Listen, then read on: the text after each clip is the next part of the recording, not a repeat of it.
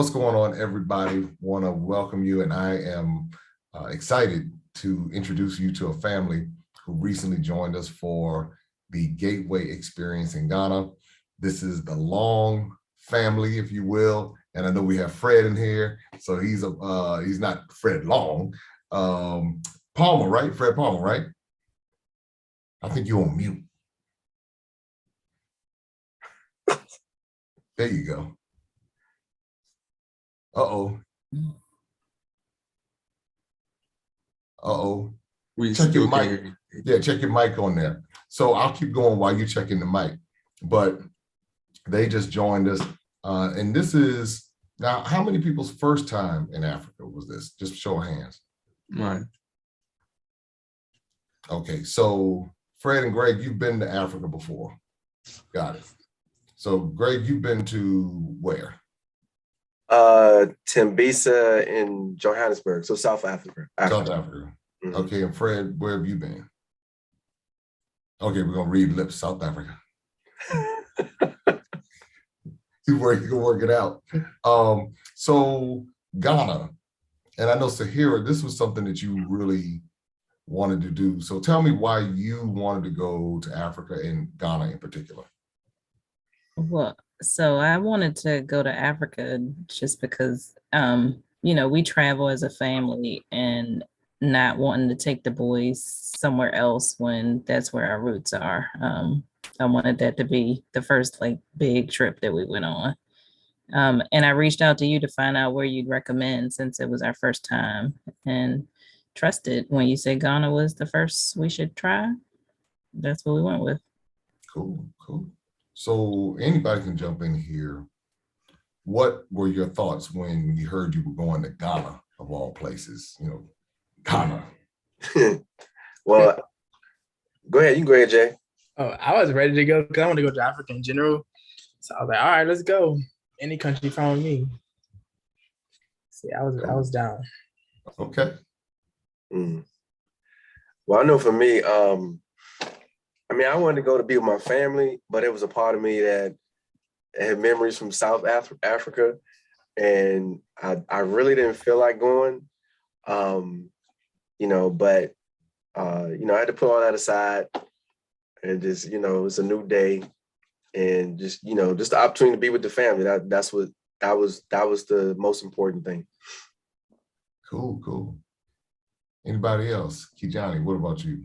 I think for me, I was happy about the opportunity to go to another continent, especially when I'm from. But the thing that scared me the most was we went to the travel clinic, and he started listing out all the diseases, and in my mind I was like, do I really want to risk it? But I found out it wasn't really like that. He was just telling us everything that could possibly go wrong, but it's not actually like that when you go in person. So yeah, they definitely want to upsell you on to get a few extra things. So when I went, I was like, wow. I was like, hey, you want me to get what, and what?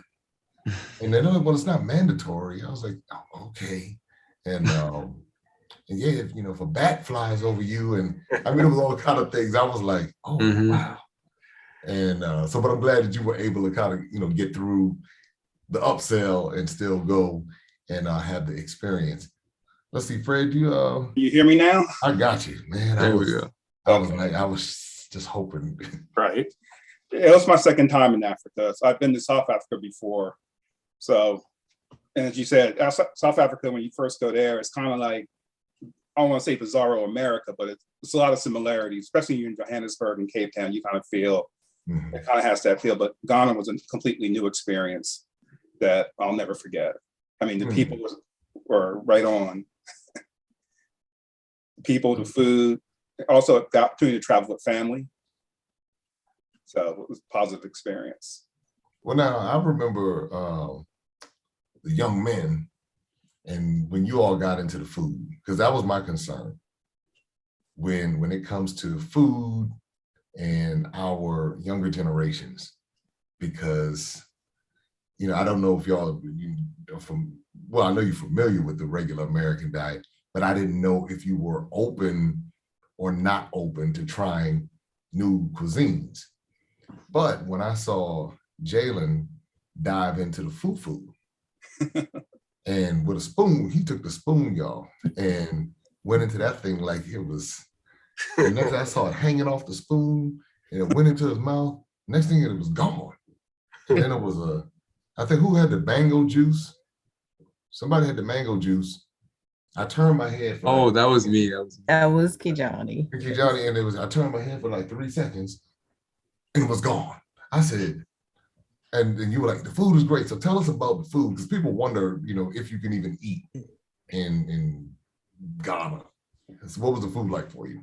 It was good. Like, it was spicy. It was flavorful. It was good. I liked it. I inhaled that, like, as you could see. I saw. I should have wished I had the camera, and that's the time I missed it. I should have had it. But no, it was good. I had fufu before, but like, it was interesting in the original country it came from. Okay. It was really good to have. So I enjoyed it a lot. All right. What about you, Kijani? For me, I'm not going out of food. It's kind of like a highlight of the trip. Cause like I said, I think I said this on the vacation, but like you did a good job with all of the venues. Cause like I was impressed every single time. That first night, I was impressed. The food, but also the location. Both of them impressive, right? Then the second place we went to, the Buka restaurant, right? Yeah. That one had more like cultural cuisine, I guess. And it was good. Like I know some people like would rather stick to their fried chicken, burgers, and fries. But if you do want to step out, it's good. And I don't think I've ever tried that much different types of jollof rice. And the crazy part was all of it tasted different. So it was a good experience. Yeah, the fact, because that's what I've discovered too, that like the jollof rice, it'll taste different from place to place. Mm-hmm. Every single place tastes different. Mm-hmm. Mm-hmm. Yeah. Well, that's all right. Now, Kijani, how old are you? Just we got to put this in context, because I know I'm you'll be surprised when you say it. I'm 16. 16. Mm-hmm. Wow. And Jalen, how old are you? 20. Wow. So Greg and Sahir, you've done a great job here. I just want to let you know, I was so impressed with these young men. I was telling my sons, I said, hey, I need you to meet these two young men. I need to connect y'all some kind of way, because just the way that they conducted themselves, it's a reflection. Sometimes, when you're raising them, then it's one way, because it's like a more intimate environment in the household.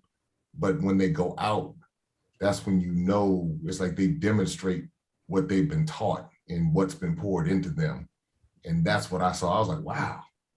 I was like, okay, y'all gonna be all right. And you all in college now, right? Or getting ready. Well, I know, Jalen, you're in college. Mm-hmm. And you're studying what? Mechanical engineering. Okay, mechanical engineering. And Kijani, are you done with high school or almost done? I'm done with high school, and I'm going into college for mechanical engineering also. All right.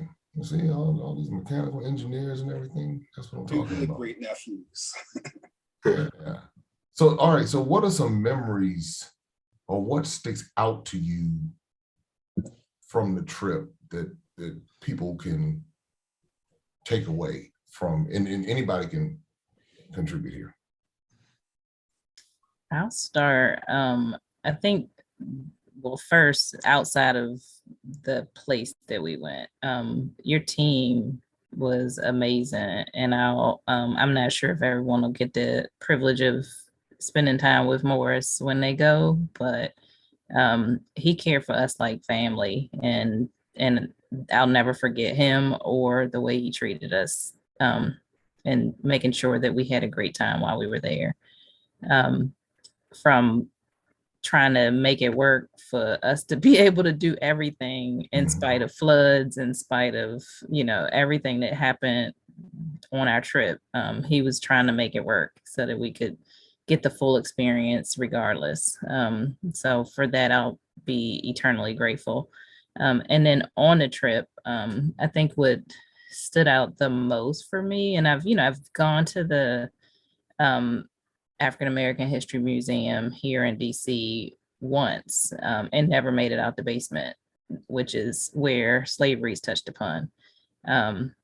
And to be able to see the other side from that museum experience to this trip just completely sealed the deal for me. How strong and resilient our people who shoulders we stand on were. The fact that any of us are sitting here is truly a miracle to me. Yeah. And I'll be sure, well, Morris will see this, so and everybody loves Morris. And that's the deal. Morris is my guy. He's and you know, the rest of the team, you know, the admin team, but in particular, Morris he's like the lead person. And then we have other people on the team, but Morris, he just makes sure everyone is entertained and taken care of. So it's funny, as we think about going, as I think about, we haven't really talked about this, going to another trip in the future with Maximum Impact. I'm like, is Morris going to be in other countries? Well, you know, we have folks, you know, I'm pretty particular. So we got folks in other areas that'll take good care of me. So it's, we have Godfrey in Tanzania. And we have, I don't want to start calling everybody's names out, but we got folks in South Africa. We have the team ready. We'll be in good hands. That's what you're saying. There you go. All right. Anybody else? What sticks out to you from the trip? I think I'll go next. For me, it's probably how welcoming the people were. It was just like going and finding long lost relatives, and like they welcome you home. And this how comfortable they made you feel.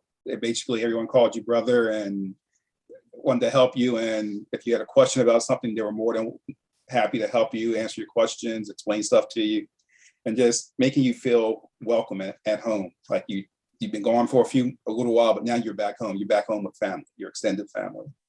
That kind of stands out to me. And also, as Sarah said, Morris and all your staff, how welcoming and how helpful they were, and how accommodating they were to meeting our needs and everything, making us basically making sure that we enjoyed ourselves.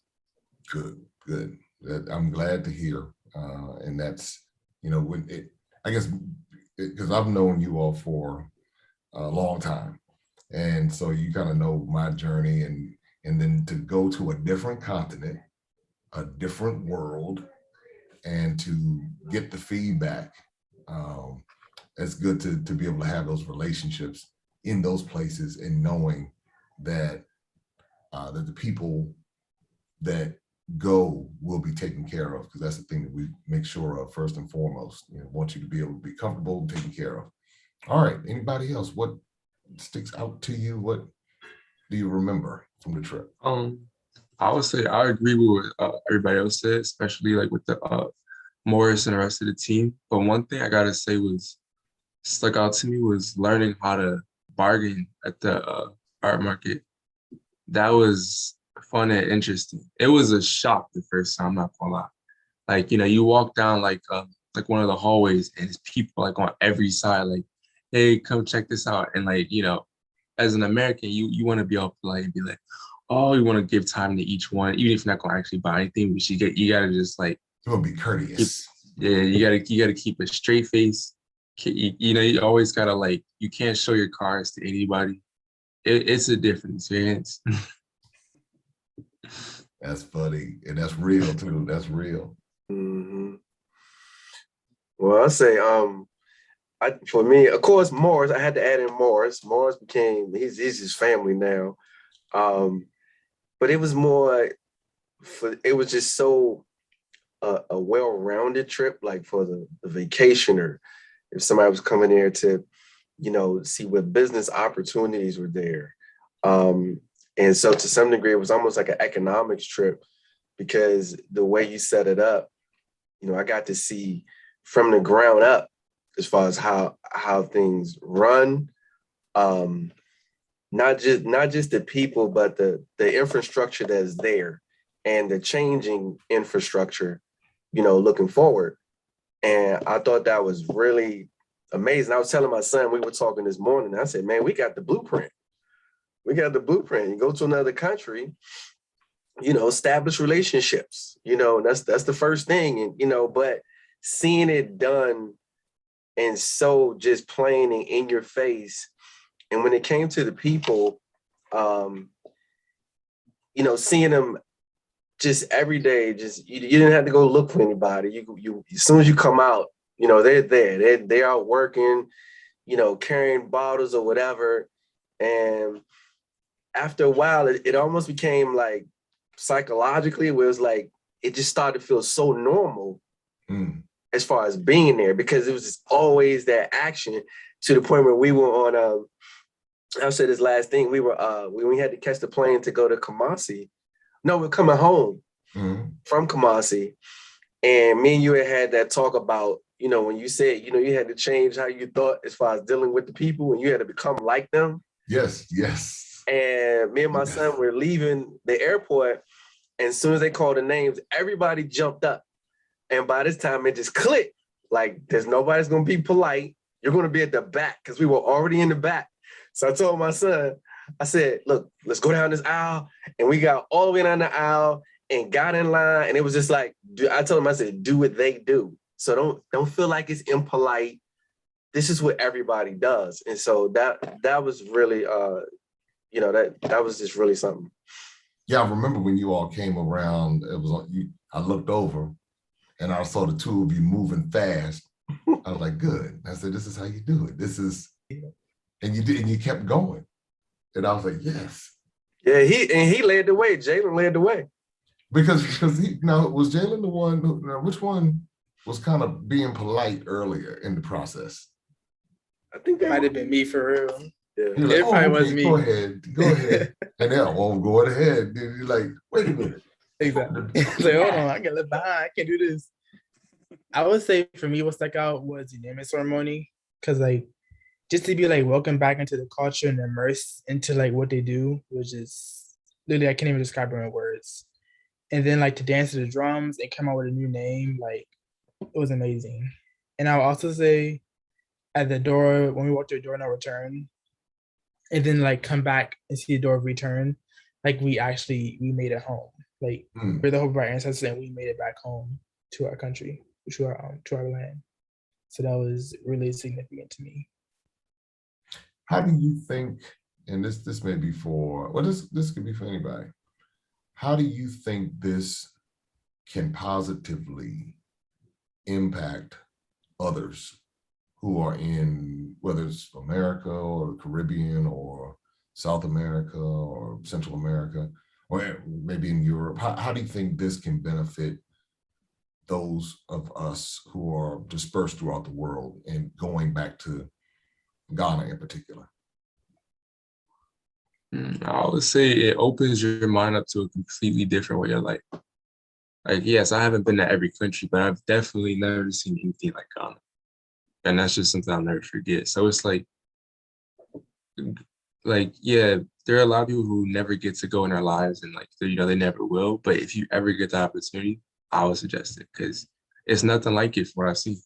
It's just the way the people act, the way the people are always moving, always busy. It's like New York times 10, but just different. Let me take you to Lagos, Nigeria, and we can have that conversation. You say, wait a minute, I didn't think it could go any higher as far as activity. But you're right. To see it. Anybody else? I think it's mostly reestablishing that connection. That basically they tell you in a history class and whatever else, but until you go and experience it and you're there with the people and you're able to bring that back and tell others, then you're not really able to basically fill that gap. But once you go, you meet the people, you experience it, then you're able to come back, share with others, and hopefully encourage them to also go and share that experience it also. Yeah, I would say just the we can get, we may not realize how comfortable we can get in our environment. And so it's if somebody met somebody who was a billionaire and they said, they automatically gonna think you do a lot of traveling, you do a lot of business, you know. But if somebody of a billionaire said, well, no, I've never left Maryland, you know, you'd be like, man, that sounds crazy, you know, because the whatever he's done as far as traveling and all these different things, that just has expanded his understanding of what he does in different markets. So being able to, you know, kind of like what Fred said, would, you know, leave this place and, you know, for us, you know, just to go to Ghana, I mean, it was just like you know, we had to talk on the Zoom. It was like having to let go of what was normal here to experience something new. I mean, seeing new people every day versus being at home around the people you're around all the time. So seeing how they act, you know, the food. So I was even watching, you know, Fred is an excellent cook. So when we would eat at restaurants, you know, in my mind, I'd be like, man, what is Fred thinking new as far as maybe recipes? Because he's in a new place, you know what I mean? So being in a new place like that, as far as, you know, challenging what you have learned, but then just opening up to be able to learn so much more that you just would have never expected, you know. And like what was said before, the staff would just made it so much better, like in terms of like navigating the entire country. Cause like I literally don't know what he would have done without Morris. Like I don't know. Cause he literally knew everybody, he was cool with everybody. Like he really guided us to a lot. And the staff was just amazing. The drivers, Isaac, Philip, just amazing. Yeah, Isaac, yeah. And I think Philip, you all we have Philip The first early year. on, and then Isaac, yeah. Mm-hmm. Yeah. And the only thing I would add is something that folks could benefit from is just like Fred said, getting reconnected to your roots.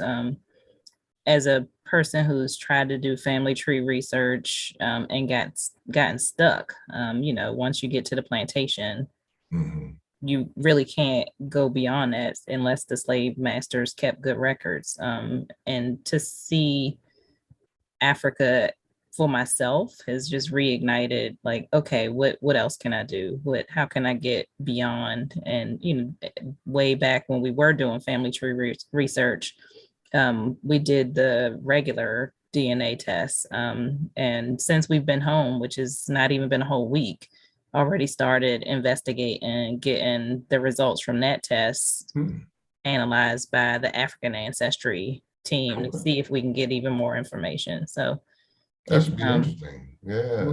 We'll see. Like, found the results, and I don't know if Greg got a response yet, but we already reached out to figure out if they can use what we have from the other company and do, you know, of course we have to pay for it, but what we can get and how far we can go with it.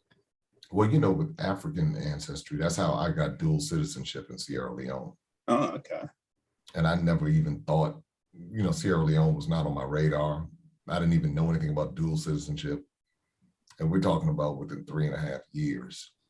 And it's like now that I have a Sierra Leone passport in addition to my US passport, which gives me the ability to go to ECOWAS countries. It's like economic cooperation between 14 or 15 different African countries, primarily in West Africa.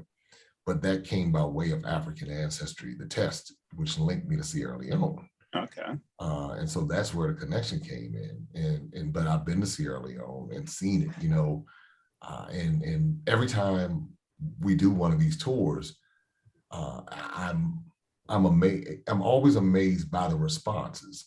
I'm here in Atlanta now, and another family who went with us last year, they came over to me and they were like, "We're ready to go back."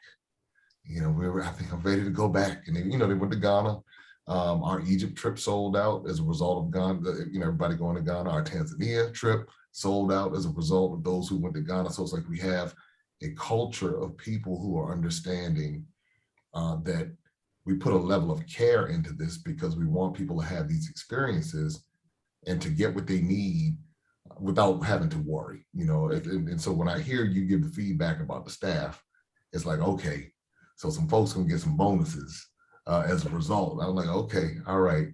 because I mean, because you would say, people would say, hey, they didn't take care of me. But when I hear that, what it does, it just reinforces what this whole vision is about in Africa and bridging the gap, because I know our culture in America and how, some of the hesitations that we have, but then I also understand the culture there and how it's nothing to fear. It's like, there's nothing to fear. They're not out to get us or anything. And so you all have articulated exactly what we hope to convey. And that's the beautiful part about this.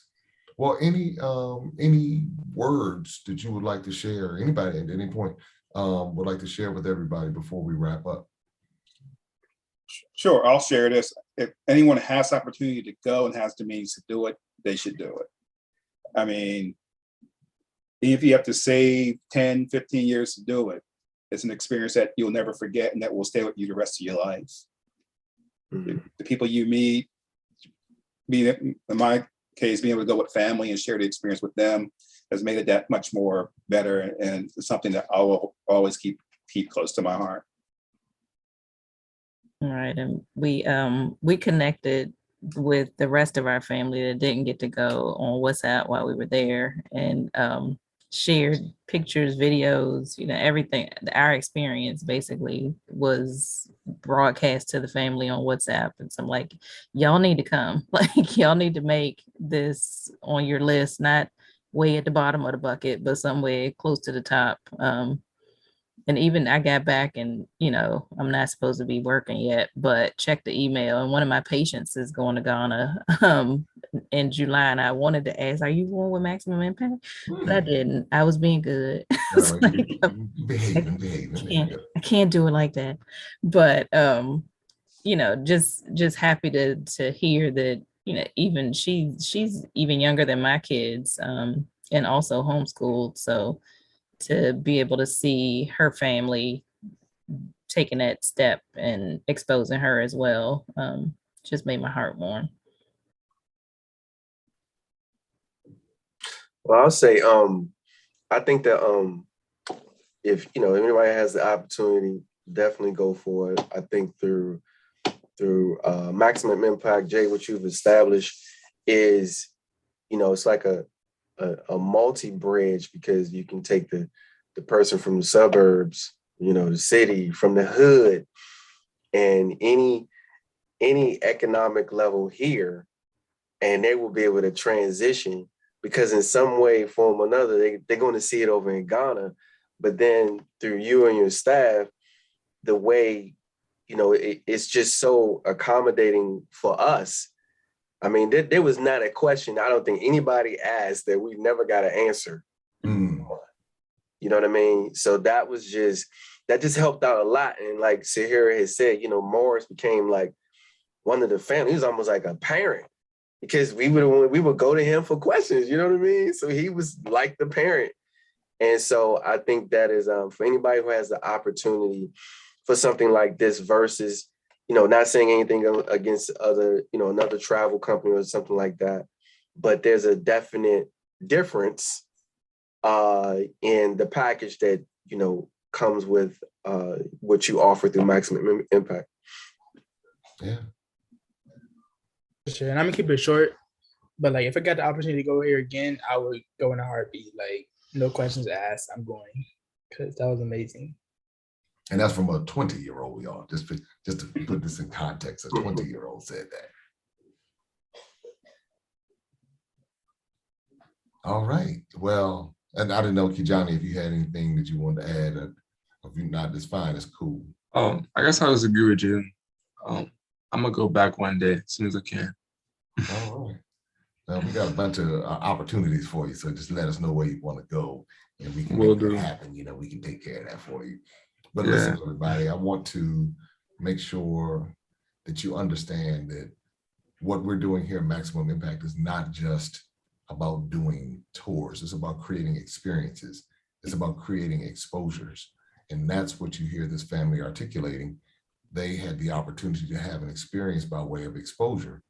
And now they can take this and share it with family and friends And this is how we change the narratives. This is how we come in and tell our stories through our eyes and not allowing other entities to define our experiences for us. And that's why I value and appreciate these interviews as much as I do, because it gives me insight and it gives me feedback. And it also gives you the opportunity to hear when you're making a decision to travel to the continent of Africa and who to travel with. And so we invite you to join us with Maximum Impact. And again, when you have a family sharing, different generations sharing, now you can understand the care that we put into it and why we do it. So anyway, if you want more information on how you can travel with us with Maximum Impact, you can go to MaximumImpactTravel.com and the details are there. You can reach out to our team and just have this experience. Again, tomorrow's not promised. And the bucket list, yeah, I'm gonna get to it one day. COVID taught us that we don't know what tomorrow holds. So we want you to be sure that you prioritize this, because what it can do for you as a person is expand your mind, expand your relationships, just expand so many different aspects of your life by having that exposure. So, all right, until next time, everyone, be sure to subscribe, like, and share Maximum Impact with Jay Cameron. Take care. Open up your eyes and see all the fun and mystery. Take an African adventure with Darren and Destiny. From the mountains to the shore, so many things to explore. Take an African adventure with Darren and Destiny. The Adventures of Darren and Destiny. And Darren and Destiny are twin brother and sister, and you go on their adventures throughout the African diaspora, meaning so African diaspora destinations, primarily focused in Africa, but we go to South America, we're going to go to the Caribbean. Their first book is going to take you to Ghana, and then we're going to go on a safari, and from there we're going to go to Ethiopia, and then we go to Salvador, Brazil. And what the goal is to be able to inspire curiosity in the continent of Africa in our children from a very young age, and to really tell a more accurate story. Most of our children are exposed to negative images, late night infomercials about how bad things are, everybody's sick, everybody's poor, everyone's uneducated, but that's simply not true. So what Darren and Destiny and their family do is they go to different African destinations. They are learning about these different places. You're beginning to see positive images, but still telling the truth. I mean, that's the important thing, to tell the truth about some of the things that have occurred. But it's all done on our children's level, so they begin to understand it. And it begins to pique their curiosity. They begin to learn more. And hopefully one day they will want to explore and visit the continent of Africa and its many countries. There's just so much that Darren and Destiny are able to do, and as they're doing it, it's like they begin to open the minds of a new generation, and they don't get bombarded and indoctrinated with negativity.